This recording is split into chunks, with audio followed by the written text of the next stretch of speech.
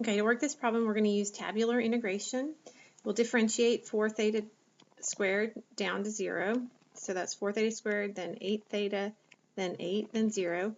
Then we'll integrate sine 1/4 theta. So that's going to be sine integrates negative. So it's negative cosine 1/4 theta divided by 1/4, or negative 4 cosine 1/4 theta. And then we'll do that again, and that would be negative 16 sine 1/4 theta, and then finally a positive 64 cosine 1/4 theta. Okay, and then remember you do plus, minus, and then plus. So you're going to end up with negative 4 times 4 is 16, 16 theta squared cosine 1/4 theta, plus, because it's a minus, 8 times 16, which is 8 times 16 is 128.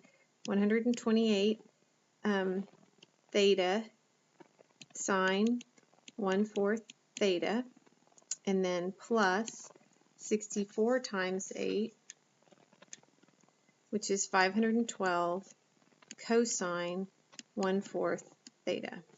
And then we'll put in 0 and we'll put in 2 pi. We'll put in 2 pi. So we're value from 0 to 2 pi. So you put in 2 pi first. And it makes sense for you to kind of think about this before you even start. When you plug in 2 pi in here, it's going to be 2 pi over 4, which is pi over 2. And the cosine of pi over 2 is 0. So this is negative 16 times 2 pi squared times 0. So we don't have to worry about that term. Now, on this one, you do have the 128, and then you'll have times 2 pi.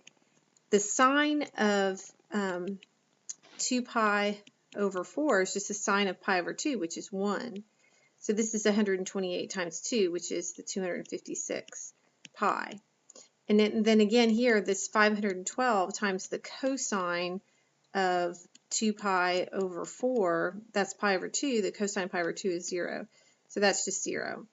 Now, when you plug 0 in, this one is going to 0 out because you have a 0 here.